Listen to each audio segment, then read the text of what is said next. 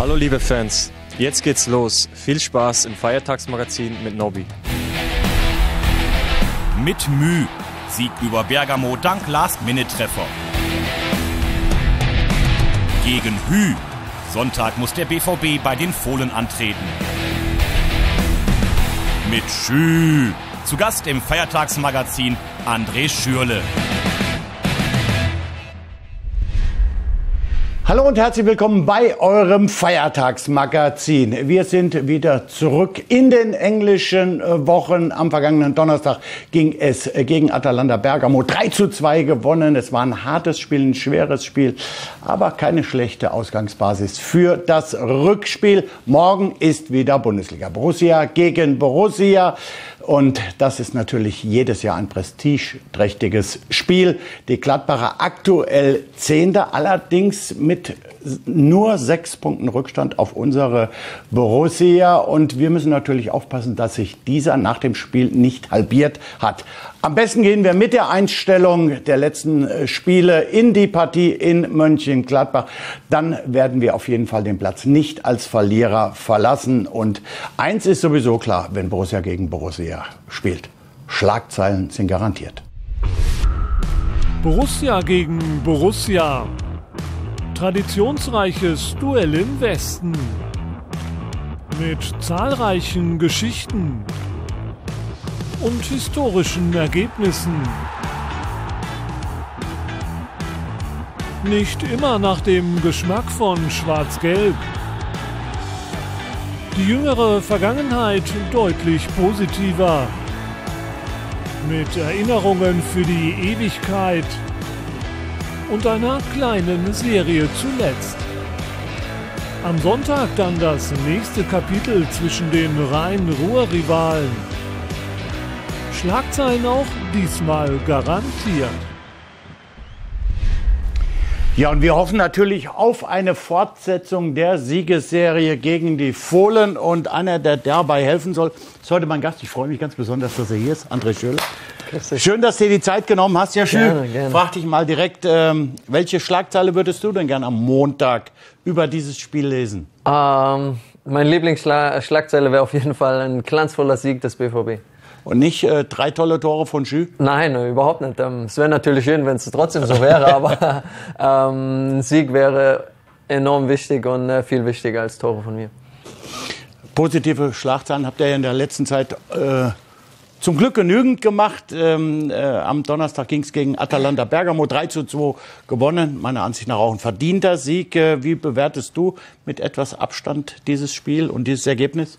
Ich fand, es war ein sehr, sehr schweres Spiel. Atlanta hat sehr gut gespielt, waren auch sehr robust. Man hat es gesehen, wir haben ordentlich drauf gekriegt und auch drauf gegeben. Und es war extrem wichtig, dass wir noch gewonnen haben. Gerade der Spielverlauf, wir gehen in Führung und dann waren wir 10 Minuten irgendwie nicht da im Spiel und haben 2 Gegentore bekommen und dann Gott sei Dank noch auf die Süd die Tore gemacht und das war natürlich enorm wichtig, auch fürs Rückspiel kommende Woche. So, wir kommen jetzt zu unserem Fragenkonter. 5 kurze Fragen, 5 kurze Antworten und es beschäftigt sich mit deinen Profistationen. Okay.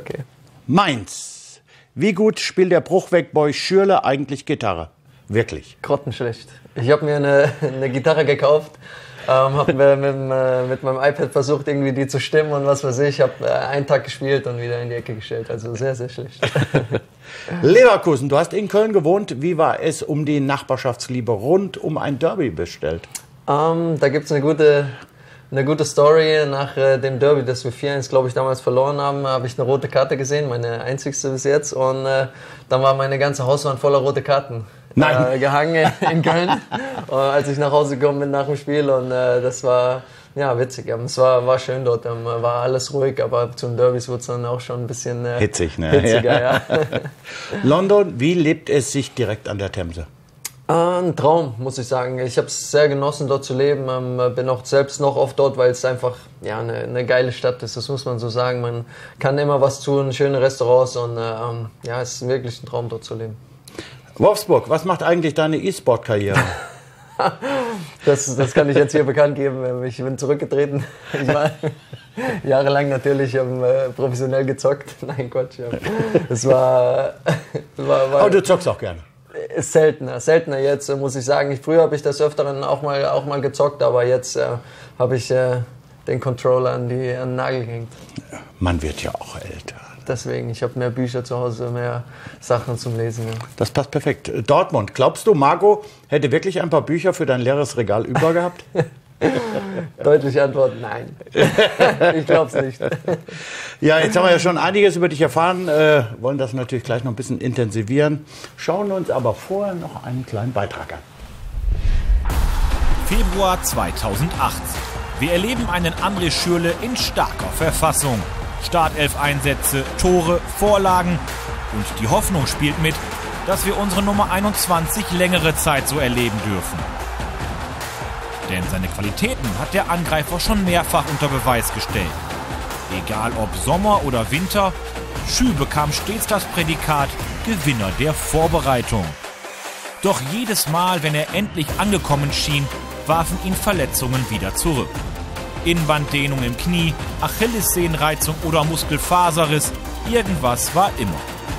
Aber André Schürrle hat sich auch immer wieder zurückgekämpft. So auch jetzt, im Februar 2018. Und gerne länger. Die Hoffnung spielt jedenfalls mit. Ja, Schü, die Frage gebe ich natürlich direkt mal weiter. Wie viel Hoffnung spielt bei dir aktuell mit, über einen längeren Zeitraum mal verletzungsfrei zu bleiben? Oh, die Hoffnung ist riesig. Ich fühle mich aber auch gut und ich habe wirklich auch ein sehr gutes Gefühl in meinem Körper, dass jetzt auch der Zeitpunkt ist, dass ich mal länger am Stück spielen kann. Man spürt sowas auch, dass man sagt, so jetzt bin ich total dabei, fit.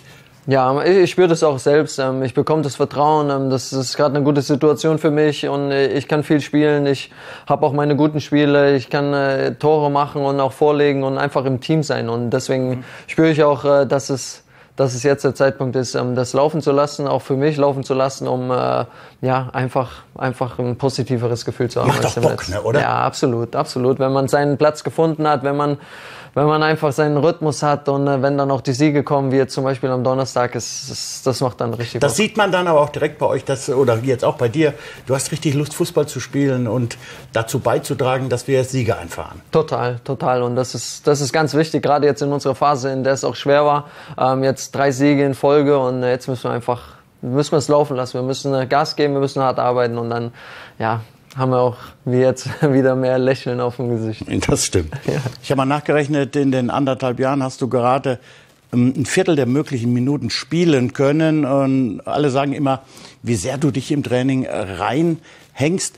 Woraus ziehst du deine Motivation? Wie motivierst du dich dann, gerade immer nach den Verletzungen wieder so ganz nach vorne zu kommen? Ja, ich muss sagen, es war nicht immer leicht und es waren auch wirklich harte Tiefschläge dabei, wo ich oft zu Hause gesessen war, was ist los, was passiert gerade und auch als ich fit war, dann als wenig das Vertrauen bekommen, wenig Spielminuten gehabt, was enorm wichtig ist für einen Spieler und das war nicht immer einfach, aber trotzdem ist so in der Mannschaft auch, dass ich mich wohlfühle, dass ich zum Training fahre und wirklich Lust habe und dass ich was erreichen will, weil es ist jetzt auch so, dass ich schon ein paar Situationen erlebt habe, auch schwere Situationen, auch bessere Situationen und da kann man auch von Erfahrung sprechen und kann man auch schauen, dass man die Dinge tut, die einem einfach gut tun und das habe ich gemacht, das habe ich auch wieder gemacht nach meinen Verletzungen und versucht, mich immer wieder peu à peu ranzuarbeiten und jetzt ist der Zeitpunkt auch da, dass ich wieder spiele, dass ich das Vertrauen habe, dass ich meinen Rhythmus habe und jetzt versuche ich einfach zu zeigen, dass ich doch ein ganz guter Spieler bin. Sehr schön. Ja, ich denke, die Fans sehen das auch. Die sehen vor allen Dingen, wie du dich auch immer reinhängst. Und die langgezogenen Schü-Rufe im Stadion werden immer mehr. Und die können durchaus noch Kultstatus erreichen. Wie gut tun solche Rufe dann? Ja, es ist natürlich geil, es macht Spaß. Und gerade nach dem Tor jetzt gegen Bergamo, dann als der Name gerufen wurde und dann noch so ein langes Spiel, das war schon cool. Das hat Bock gemacht und es macht Lust auf mehr. Ja, wir sind ja inzwischen in der Fastenzeit angekommen und das Thema Ernährung begleitet uns jetzt auch in der Rubrik Sag doch mal. Ein befreundeter Kollege von dir da bin ich gespannt. Eine Frage an dich. Da bin ich sehr gespannt. Hey Schü, was ich dich schon immer mal fragen wollte, ist, wie viel grünen Tee trinkst du eigentlich mittlerweile vorm Training? Und wann lädst du mich endlich mal auf deine Acai Bowl bei dir zu Hause ein? Viel Spaß und bis bald, Mario. Auf was einladen? Auf eine Acai Bowl. Sagt ihr das was? Das ist so eine Beere aus Brasilien. Ein Acai. Ja, genau. Acai, genau. Ja, erstmal grüner Tee trinke ich im Moment sehr, sehr viel. Wir zu Hause auch haben wir stellen immer ein bisschen unsere Ernährung um, schauen, dass wir auf dem neuesten Trend sind, was das gesunde Essen angeht. Und da ist jetzt morgens trinke ich schon eine Kanne Grüntee, dann vorm Training gehe ich immer erst hoch, mache mir 1, 2 Tassen, um einfach fit zu werden. Merkt man das auch? Ja, ich mag das, weil ich bin kein typischer Kaffeetrinker, der irgendwie sein Koffein daher holt oder halt so diese Wachheit. Und da hilft mir grüner Tee, weil ich spüre, der macht mich ein bisschen wacher, der weckt mich morgens auch auf und deswegen ist es ganz gut. Und Mario, du bist immer herzlich willkommen bei mir, das weißt du. Und eine Acai Bowl gibt's bei mir fast jeden Tag, deswegen whenever you want, komm zu mir. Achtest du jetzt bewusst auf die Ernährung, vielleicht auch mehr als früher? Ja, extrem sogar. Ich habe ungefähr seit 1,5 Jahren versuche ich schon vieles auch wegzulassen, was ich davor gegessen habe. Ich versuche annähernd fleischfrei zu essen. Ja, ich habe, ich glaube, mein letztes Stück Fleisch das liegt schon ein paar Monate zurück und auch keine Milchprodukte. Es sind so Sachen, die Arbeitest du da auch mit einem Ernährungsberater zusammen? Ich habe das mal gemacht und jetzt aber eher meine Freundin hat mich so ein bisschen auf den Trichter gebracht und ich habe viele Filme gesehen, viele Bücher darüber auch gelesen und kam einfach zu dem Entschluss, dass ich was Neues probieren will und ich merke, dass es mir sehr gut tut, dass ich ein bisschen frischer bin, mich besser fühle, ich glaub, auch so vitaler. Ja. Ich kann dir mal einen Ernährungsplan erstellen. Und mal für mich einen Ernährungsplan. Erstmal nix. Erstmal gar nichts eine Woche und dann können wir aufbauen. Nein, aber schön. Wichtig ist, denke ich, dass du dich dabei wohlfühlst. Ne? Das ist es. Ich könnte mir jetzt schwer vorstellen, so ein Leben ohne Fleisch, also ganz ohne Fleisch. Aber weil es ja auch nicht unbedingt ist ja nicht alles schlecht, was im Fleisch ist. Absolut nicht, deswegen. Es muss jeder für sich selbst rausfinden. Ganz genau, deswegen, ich verurteile auch keinen, wenn er Fleisch isst oder wenn er Milch trinkt oder was weiß ich. Und, Milch trinke ich auch nicht. Ja, deswegen, also es muss sich jeder dabei wohlfühlen, was er isst und deswegen. Ja, gehe im Moment ein bisschen anderer Weg. Super, wenn du so weiterspielst, immer beibehalten, alles beibehalten, nichts ändern, auf keinen Fall. Genau. Lass uns nochmal abschließend über das Spiel morgen kurz sprechen gegen die Gladbacher. Du hast im BVB-Trikot noch nie gegen die Gladbacher gespielt, das ist ein bisschen doof. Wird also Zeit. Ich denke, so eine klare Angelegenheit wie beim 6-1 im Hinspiel wird es morgen nicht. Ne? Ja, ich vermute es auch nicht. Klar, wir haben jetzt erst Donnerstag gespielt, wir haben eine kurze Regenerationszeit. Müssen natürlich topfit sein und Gladbach steht auch ein bisschen, steht mit dem Rücken zur Wand, haben viele Spiele jetzt nicht gewonnen und deswegen wird's hart. Ich glaube, die werden alles dran setzen, jetzt wieder zu gewinnen und wir müssen dagegenhalten. Wir müssen versuchen, unser Spiel zu spielen und dann, glaube ich, können wir trotzdem da sehr, sehr positiv auch reingehen mit Selbstvertrauen und das Spiel dann versuchen zu gewinnen. Tu das, mach das. Jetzt gibt's aber erstmal was ganz Schweres für dich, Zweikampf.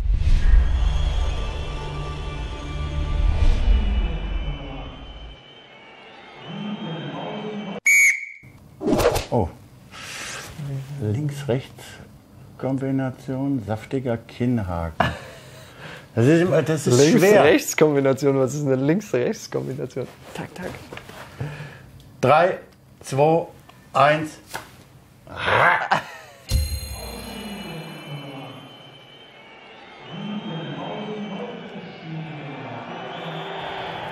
Oh. Okay, dann machen wir weiter. Das war...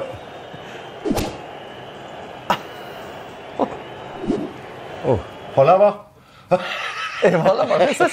Nein, das ist ja, glaube ich, nicht die Fünfer, der nicht gehabt, aber bei ihm kann man sich das vorstellen.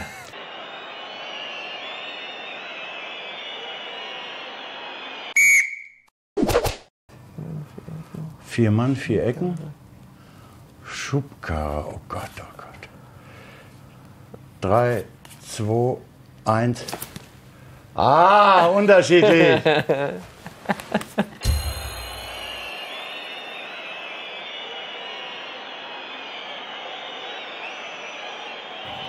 Oh nee, du hast recht.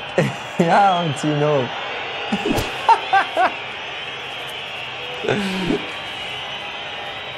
2-1 für Schü.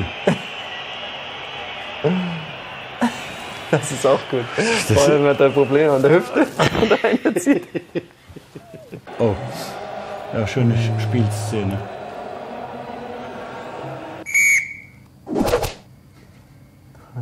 Ja, Marco. Oh. Jetzt. Boah, schwierig. 3, 2, 1. Ja, jetzt bin ich gespannt. Das könnte das ein bisschen. Wer da läuft da unten? Dr. Niebaum und Hack. Marco. Das ist Marco, guck mal da. Ist das geil. Die Haare sind geil. Nomi, hä? Das findest du jetzt gut, oder? Ja, ich finde es sensationell. So, dann machen wir noch ein Selfie. Würdest du das machen? Ja, natürlich. Hier draufdrücken und da Das müssen wir sieht man reingucken. Das ist ein bisschen kompliziert, warte. Haben wir so? Noch ein bisschen weiter rüber vielleicht. Noch. So, ja. Super, das dauert noch ein klein wenig und in der Zeit möchten wir uns einen kleinen Beitrag anschauen. Und zwar das Tor von Mario Götze gegen den Hamburger Sportverein. Allerdings ein bisschen anders kommentiert. Schöne. Der kommt an! Mach ihn! Mach ihn! Mario Götze! Das ist doch Wahnsinn! Und da ist gekommen dieser eine Moment für Mario Götze. So ein bisschen Gänsehaut kriege ich Ja, dazu. immer wieder, ich auch. Aber es ist, du kannst auflösen. Ja, ist vom WM-Finale 2014. Ja, Ganz vom genau, ein Tor. bisschen zweckentfremdet. Danke, Tom Bartels. Du hast das damals gesprochen, aber das scheint zu funktionieren. Und wir warten ja jetzt schon seit 1,5 Jahren darauf. Marco, Mario, Schü zusammen. Und das hat bisher 24 Minuten geklappt. Wahnsinn. Wir sollten da dran gehen. 3 so hervorragende Spieler zusammen spielen zu sehen, macht sicherlich große Freude und wird bei den Fans natürlich für noch mehr Begeisterung sorgen. So, jetzt Boah.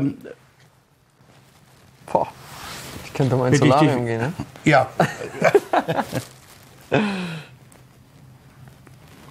Aber das wäre doch auch was für dich, ihr 3-mal. Ihr seid Oh, das wär wirklich ein Traum. befreundet und Also wir warten schon ewig darauf. Wir haben jetzt auch die ganzen Monate, jetzt wo Marco verletzt war und alles immer wieder gesagt, das kann überhaupt nicht sein. Wir spielen jetzt 1,5 Jahre im gleichen Verein und sind 24 Minuten auf dem Platz. Deswegen, ja, das wird jetzt auf jeden Fall unsere Aufgabe sein. Das wollen wir auf jeden Fall starten. wir drücken die Daumen. Nicht nur für morgen, sondern auch für die nächsten Monate. Vor allen Dingen, dass du gesund bleibst, ihr alle gesund bleibst. Ich glaube, das ist wichtig. Dann macht es Spaß zuzuschauen, schieß weiter Tore. Mach ich. Ich denke, du bist bei einem tollen Verein und Sicher. das wird schon klappen. Und wir verabschieden uns jetzt mal so, wie man sich in Wie man Dortmund sich hier verabschiedet. neuerdings verabschiedet. Liebe BVB-Fans, drückt die Daumen. Tschüss. Tschüss. Tschüss. Tschüss.